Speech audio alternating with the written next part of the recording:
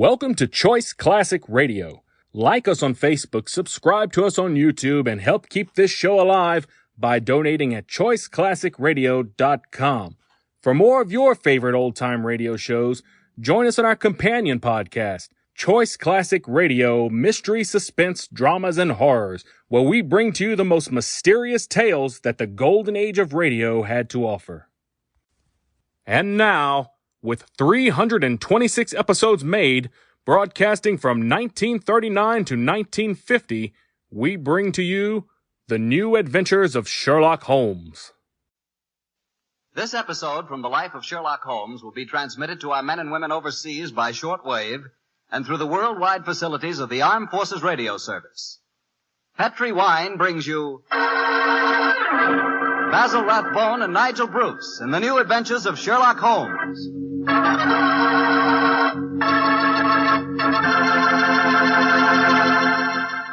The Petri family, the family that took time to bring you good wine, invites you to spend the next half hour listening to Dr. Watson tell us another exciting adventure he shared with his old friend, the world-famous detective, Sherlock Holmes. As for me, I'd like to leave you with one thought. Namely, the best way to begin a good meal is to start it off with a glass of Petri California sherry. While you're waiting for dinner to be ready, just sit back, take it easy, and sip some of that wonderful Petri sherry. Now there's a wine. Hold that Petri sherry to the light and look at that rich amber color. Smells good too, doesn't it? And just wait for that first sip. What a flavor. No kidding, you'll find that Petri sherry can turn the usual before-dinner lull into a real event. Petri sherry is the best beginning a good meal ever had. Try it. And say, if you like your sherry dry, not sweet, just ask for Petri California Pale Dry Sherry. But no matter how you like it, you're sure to like it if the label says Petri. See for yourself.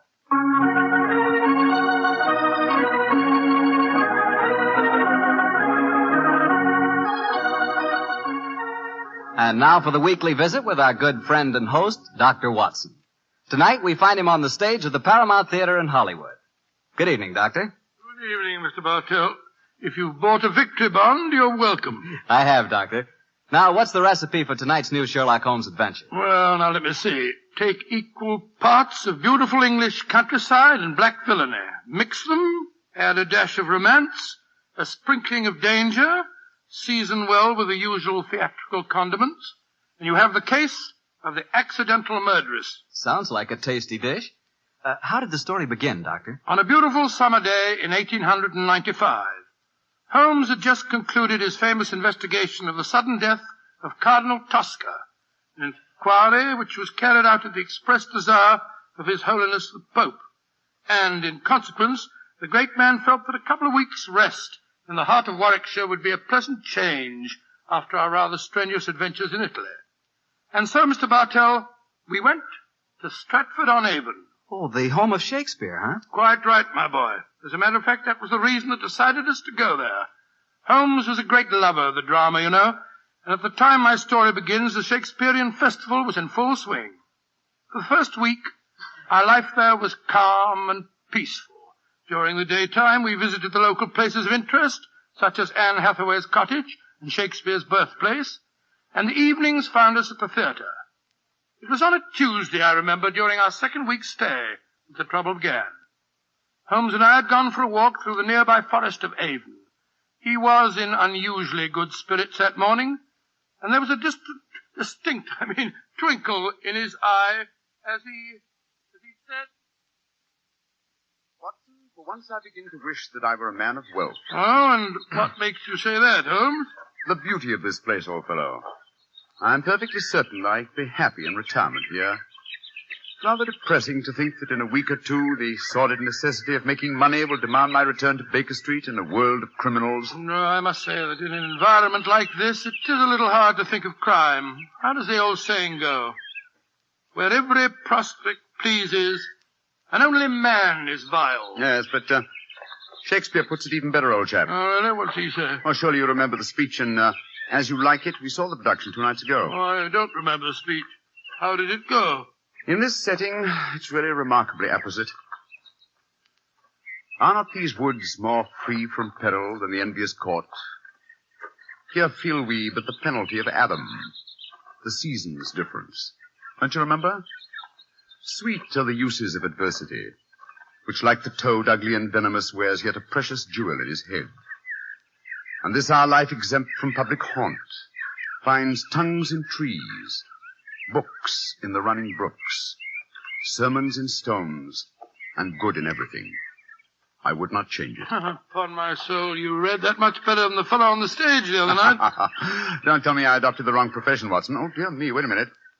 Path seems to end here. Nothing but dense trees ahead of us. There's another path over there. I think it leads down to the river. Then let's follow it. The Avon is always... Great Scott, that was a... Holmes! Holmes, you hurt? Yes, I think I am. Bullet hit my shoulder. I think it's only grazed it. Well, get off your coat quickly. Let's have a No, look. it's only a scratch. First, let's find out where it was fired from. I heard the thud of a bullet in the tree behind me. Yes, here we are. Give me a penknife, old fellow, will you? There you are. Thanks. Do you suppose that shot was deliberate? Oh, I can't imagine someone mistaking me for a rabbit, Watson. By the way, there was a curious echo to that shot. I don't know whether you noticed it. Here's the bullet. Now, let me see. I was standing there. A line from this bullet hole in the tree through the spot where I was standing would indicate that the shot was fired from that cluster of trees over there. Come on, Watson. Let's see what a search discloses. I wish you'd let me look at that shoulder before you start galloping all over the countryside, Holmes. You're bleeding quite profusely. Oh, plenty of time to look at it when we... Hello. Look over there. A man and woman running towards us across the clearing. Yes, and carrying guns. Yes, it looks as if it was an accident after all. Was anyone hurt? Yes, sir. My friend was hit in the shoulder. Oh, how dreadful. It's not a bad wound, is it? Oh, it's only a scratch, madam, I hope. But the blood on your coat. Well, just, how did this accident happen, sir? Well, we were out rabbit shooting. I was teaching my wife to use a rifle. I saw a rabbit scurry across the clearing. I raised the rifle and fired. It seemed to me, Geoffrey, that as I did so, you jolted my arm. Yes, I'm afraid I did, Alice. I was going to fire too, but as I raised my rifle, I jolted your elbow and sent your shot wild. I can't tell you how sorry I am, sir. Here's my card. Of course, we'll take care of any expenses that may be entailed. Well, the first thing to do is to find out how much damage has been done. You'd better take your coat off, old fellow. I don't think I can. Oh, he's badly hurt. No, it's just that... The man's fainted. Oh, this is dreadful. I have a horse and trap down the road. Excellent. Give me a hand with him, will you?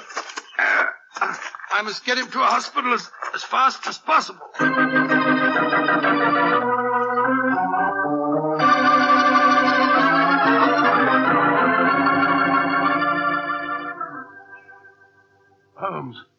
Holmes, you feeling any better? Has the nurse gone? Yes. She's bringing in the house surgeon. And the man and his wife? They're down in the hospital waiting room. Oh. I found out their name. It's Markham. Then we're alone. Yes, old fellow. In that case, I can stop behaving as if I were at death's door. Holmes, you mean that you shammed that collapse just now? Yes, I did, Watson. But spare me a well- little pity, old chap. My shoulder's confoundedly painful, I assure you. Well, I'm sure it is. But what made you pretend to faint? I recognized this Mrs. Markham, and I think she recognized me.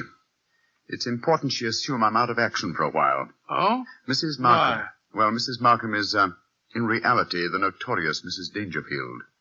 You remember the Dangerfield case? Dangerfield? Great Scott, yes. She was tried for the murder of her husband by poisoning, wasn't she? Yes, she was, old fellow. She was acquitted when the jury decided he was an habitual arsenic addict who happened to take an accidental overdose. Well, didn't you have some connection with the yes. case? It was I who tracked down the sale of the arsenic she claimed to have bought for cosmetic purposes. Well, if you ask me, that shot at you was no Oh, accident. of course it wasn't. I'm certain that I was recognized. In any case, her record is a bad one. Prior to her husband's death, there was an episode in which her uncle was killed in a shooting accident on a grouse moor in Scotland. An uncle who left her a large fortune on his death. And I suppose Mrs. Dangerfield was a member of the shooting party when the accident happened. Yes, she was. She's something of a femme fatale, Watson. I must plan my actions very cautiously. I'm up against a dangerous opponent. Well, you'll have to stay in the hospital until your wound's being examined and dressed. That's true, old fellow. And while the local staff are taking care of that, I want you to shadow the Markhams. Of course I will, Holmes. Stick close to them, old fellow. Make them believe that I'm going to be kept here for some days. Find out as much as you can, and then report to me. Right, I'll do my best.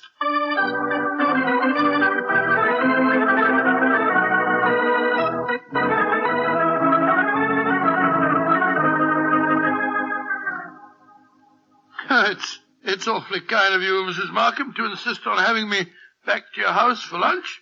My dear Dr. Watson, after injuring the famous Mr. Holmes, it's the least I could do. Of course it is. Geoffrey, dear, will you bring us some sherry? It's Ada's day off, you know. Very well, Alice. Is anyone else coming to lunch? Only Dennis Romney. Oh, Lord, that fellow seems to live here. Well, I'll go and get the sherry. Sit down, won't you, Dr. Watson? Oh, thank you, madam, thank you. You say that you think Mr. Holmes will be in the hospital for some days? I'm afraid so. The wound wasn't serious. He lost quite a bit of blood. Oh, I feel perfectly dreadful about it. Well, you mustn't blame yourself too much, madam. It was an accident. Yes, but I might so easily have killed him. Well, you haven't, and that's all that matters. Did you say that Dennis Romney was coming to lunch? Is that the actor fellow from the Memorial Theatre? Yes. Have you seen him on the stage? Yes, several times. Holmes and I have been going to the festival regularly since we came down here. A fine actor, isn't he? A shame they give him such poor parts. Well, it was really good. Imagine them letting that frightful Basil Grant play Hamlet last night, while Dennis only played Laertes. Dennis is 3 times a better actor. I suppose he is.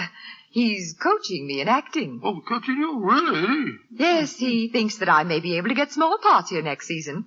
I've always had a great urge to go on the stage, but no one's ever encouraged me before. Oh, here's Geoffrey. This sherry's rather special, Doctor. Jerez de la Frontera.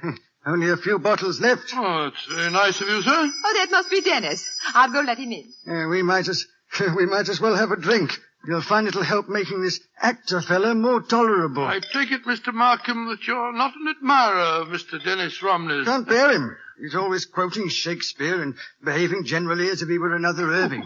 He's got Alice completely fooled.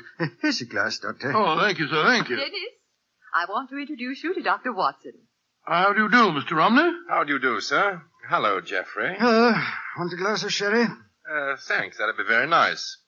Are you a disciple of the theatre, Dr. Watson? Well, hardly a disciple, sir, but I've been attending the festival during the last week.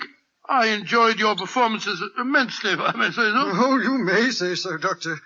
Here's your sherry, Dennis. Oh, don't be crotchety, Geoffrey. And please remember that Dennis is our guest.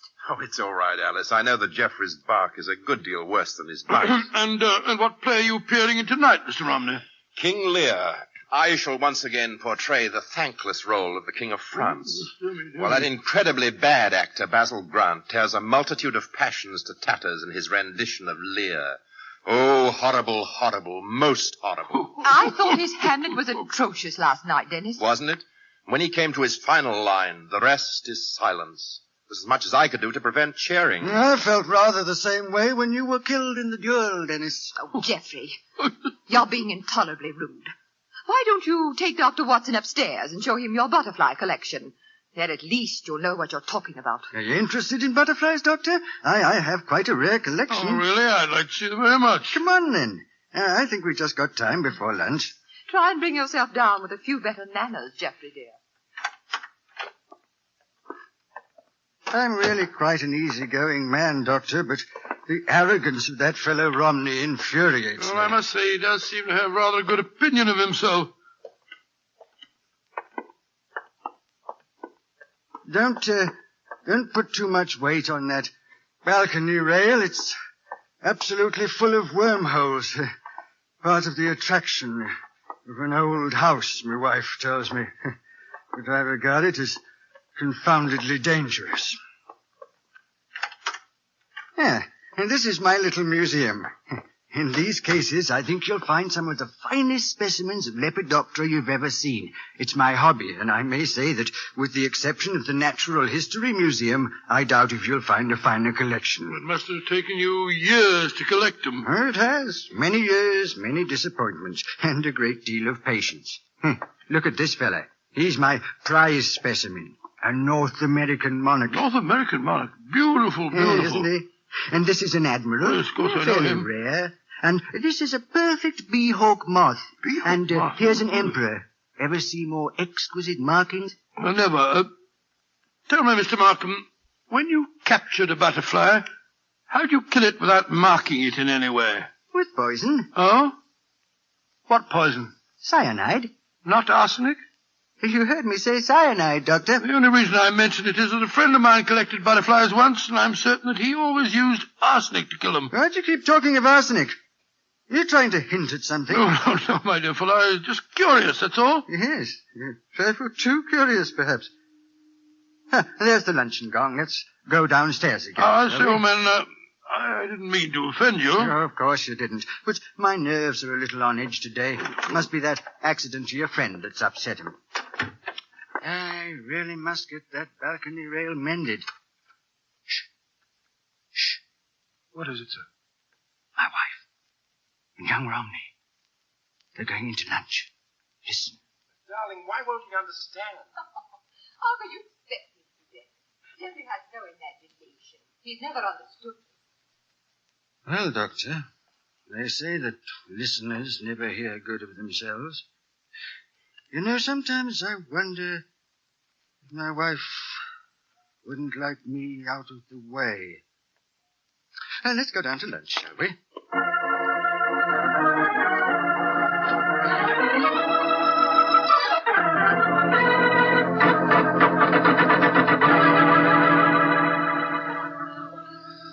And so, Holmes, that's the story up to now. A very interesting one, too, Watson. So you think that Mrs. Markham is planning to kill our husband, eh? Oh, it's obvious. She's in love with the actor fellow, Dennis Romney. Her husband's in the way, and if she doesn't want to use poison this time, there's a perfect setting for murder in that crumbling balustrade on the landing. Mm-hmm. One push when he wasn't looking, and it'd be the end of him. And no one could prove that she did it. A charming household. And Mr. Markham became very evasive, you say, when you mentioned arsenic. Yes. I said it deliberately, of course, to see how he'd react. If you ask me, he knows that his wife has arsenic in the house. And he was trying to protect her. You've exerted your charm sufficiently to arrange to see them again, I trust. Well, yes, as a matter of fact, I have. They're taking a picnic tea and going boating on the Avon this afternoon. They asked me to join them. Of course, I agreed. I just rushed back here to the hospital to report to you first. You've done splendidly, Watson, splendidly. Oh, thanks so much, man. But I've been so busy telling you what I've found out that I haven't asked you about you. How are you feeling? Oh, I'm fine, old fellow, fine. What did the house surgeon discover? A very interesting fact. Look in the drawer beside my bed, will you? Great Scott, it's a bullet. A bullet that the house surgeon removed from my shoulder. But we found a bullet in the tree also. Precisely. Therefore, 2 bullets were fired. But, good Lord, that means... It means, old chap, that we have a dangerous task ahead of us. Not to solve a murder, but to prevent one.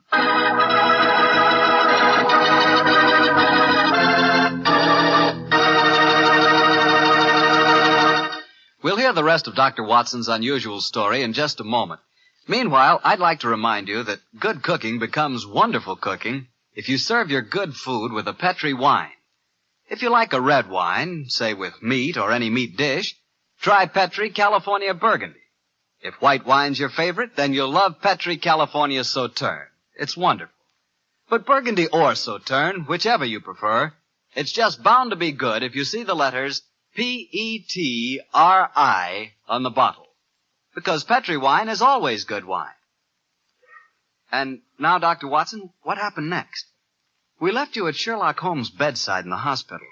Did the picnic with Mr. and Mrs. Markham prove an exciting one? No, it was rather unpleasant, as a matter of fact. The 3 of them kept squabbling all the time, and just as we were coming home, something unforeseen occurred. Mr. Markham fell into the river. Well, pardon the old question, Doctor, but did he fall or was he pushed? It was hard for me to say. I had my back to him when he fell.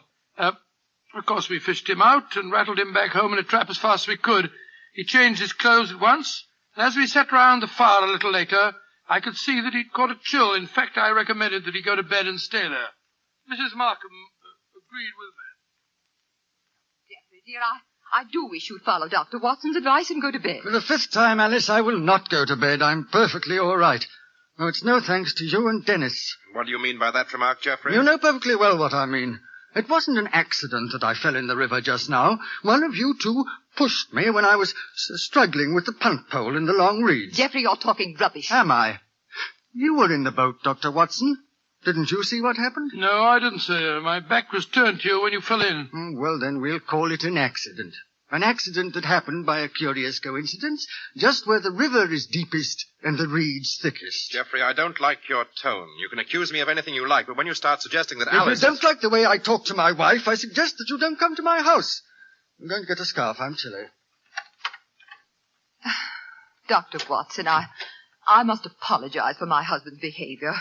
I don't know what's come over him. Oh, that's quite all right, Mr. Markham. I quite understand. Well, I wish I did. I don't mind him yelling at me, but he's being so abominably rude to you, Alice. The last couple of weeks, it's been getting worse than ever. I know. Ever since we had that argument about the insurance policies, he's been unbearable. Insurance? Yes, Doctor. We took out quite large policies on each other's lives recently. You didn't tell me that, Alice. Well, it was his idea. And yet when the insurance man came here, you'd have thought I was forcing him into taking out the policy. Insurance? Great Scott, You what, Doctor? Nothing, Mr. Markham. No, nothing at all. Sounds as if you don't approve of insurance, sir. Oh, it's not that, Romney. It's just that I... Who can that be? I wasn't expecting anyone. Answer the door, Dennis, will you? Yes. Sounds as if Jeffrey has already done so. Alice, we have a visitor. Holmes, you shouldn't be up. Good evening, Mrs. Markham. Hello, Watson. Well, I'm delighted to see you, Mr. Holmes. Though I understood from your friend that you'd be in the hospital for several days. The constitution of an ox and the obstinacy of a mule, two characteristics of mine, have combined in making possible an early departure from the hospital. How do you do, Mr. Romney? I think I've seen you at the theatre. My name is Sherlock Holmes. How do you do, sir? You'll stay to supper, I hope. If it's not inconvenient, Mrs. Markham. Of course it isn't. I'll go in and arrange for it. Upon my soul, Holmes, I'm glad to see you. And are you, old fellow? Let's take a stroll on the terrace, shall we? It's rather warm inside this evening. You can go out through the French windows. Oh, thank you, Mr. Markham. Holmes, are you quite sure that you're well enough to go walking about? Of course I am. You must tell me, Watson, what the latest developments are. In the meantime, I myself have not been idle. Yes, Watson, I think our stage is set, and I have a feeling that I may contribute to a rather dramatic last act curtain.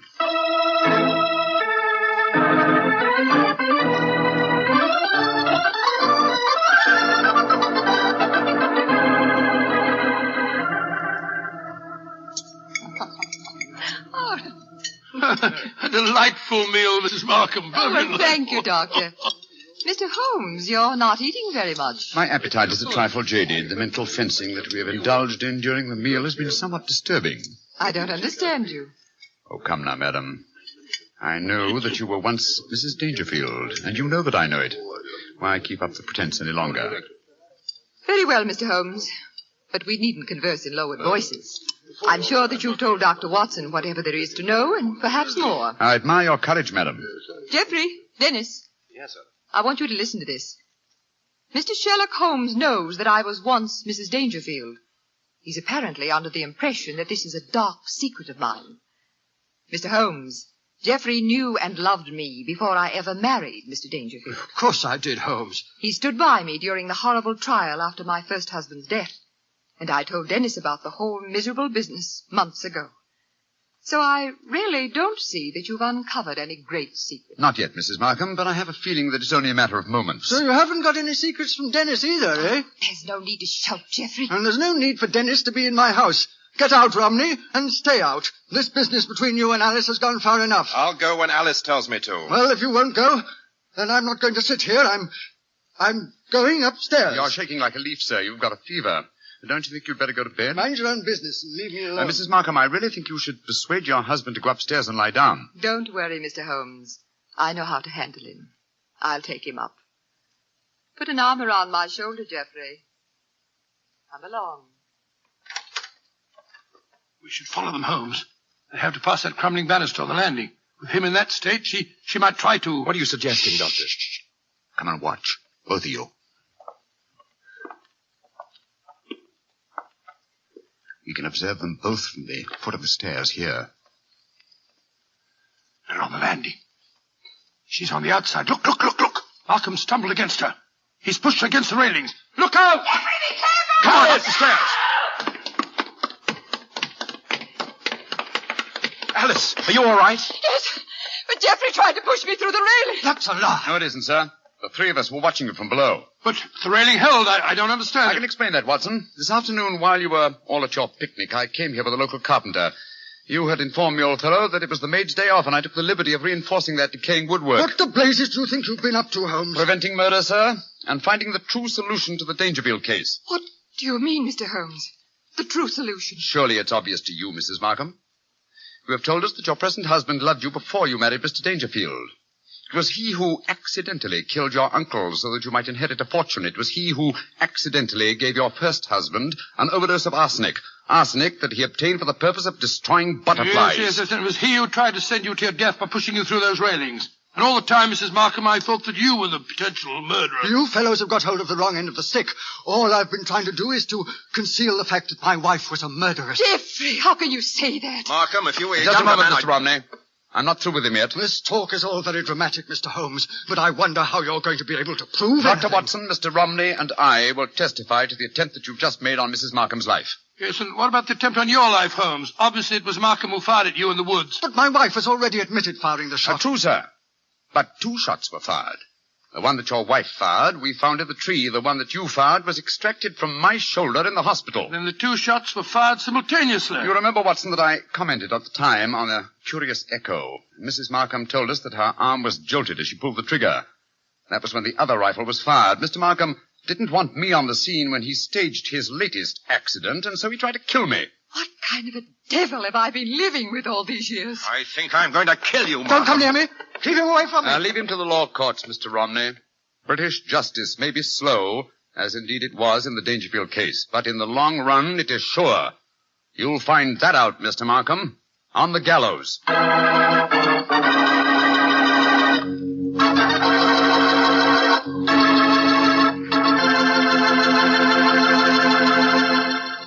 Well, tell me, Doctor, did Mr. Markham finally end on the gallows? Yes, he did. And it might interest you to know that Mrs. Markham and Dennis Romney were married. A nice chap and a fine actor, that boy. Maybe that's what I should have been. An actor. To be or not to be, that is the question. Whether it is noble in the mind to suffer. Well, what's the matter, Doctor? Don't you like it? The words are beautiful, but your delivery of them... Not good, huh? not good, Mr. Bartell. Okay. I'd rather talk about Petri wine anyway. Now, there's something to really talk about. Petri wine. A wine with generations of winemaking behind it. That's a fact, you know. The Petri family started making Petri wine generations ago. Way back in the 1800s. So they've had the time to develop the art of winemaking, and they've been able to hand down that art from father to son, from father to son.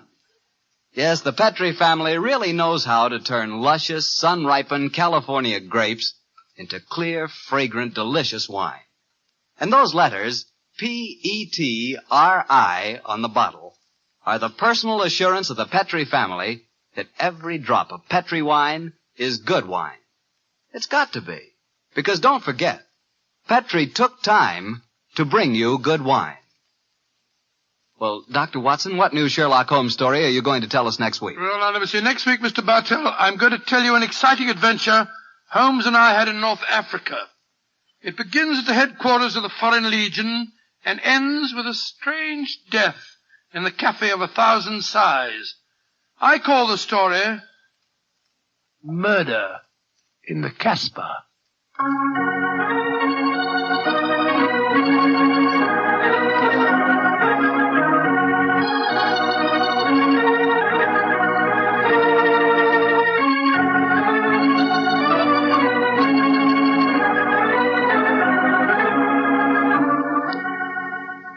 Tonight's Sherlock Holmes adventure is written by Dennis Green and Anthony Boucher and was suggested by an incident in the Sir Arthur Conan Doyle story, The Adventure of Black Peter. Music is by Dean Fosler. Mr. Rathbone appears through the courtesy of Metro-Goldwyn-Mayer and Mr. Bruce through the courtesy of Universal Pictures, where they are now starring in the Sherlock Holmes series.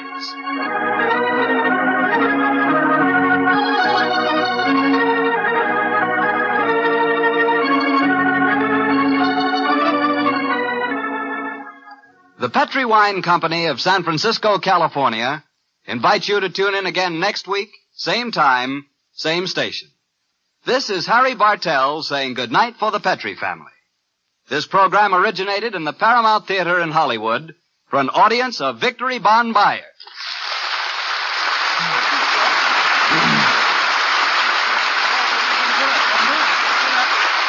This is the Mutual Broadcasting System.